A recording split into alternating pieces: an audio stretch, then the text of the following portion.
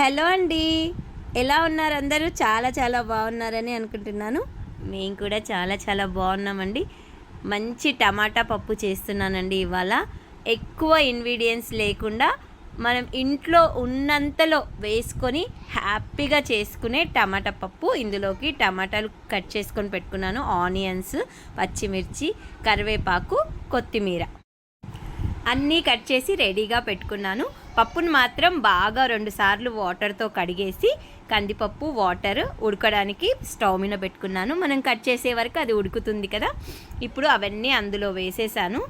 ఆ తర్వాత పసుపు, కారం, నూనె వేసి వీటిని అన్నీ కలిపి కుక్కర్ విజిల్ పెట్టేసి మూత పెట్టేసి ఉడకబెట్టుకున్నాను. ఒక 4-5 విజిల్స్ వస్తే సరిపోతుంది. స్కూల్స్ ఉన్న టైంలో మనము మార్నింగే ఫాస్ట్గా వంట చేయాలి అంటే కుదరదు కదండి.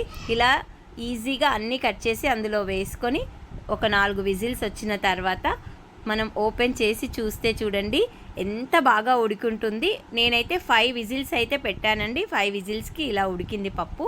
చాలా బాగా ఉడుకుతుంది. ఇందులోకి సింపుల్గా ఏం అవసరం లేదండి. కొంచెం చింతపండునైతే తీసుకొని అందులోనే డైరెక్ట్గా వేసేసి ఉప్పు వేసేసి అలా కొద్దిగా కలిపేసి 2 నిమిషాలు అయితే స్టవ్ మీద అలాగే పెట్టాలండి. సిమ్లో పెట్టాలి. ఇక పోపు పెట్టుకోవడమే అండి. ఆయిల్ వేసేసి కచ్చా పచ్చాగా దంచుకున్న ఎల్లిపాయలు వేసి ఆవాలు, జీలకర్ర, కొన్ని పప్పులు అయితే వేస్తున్నాను నేను.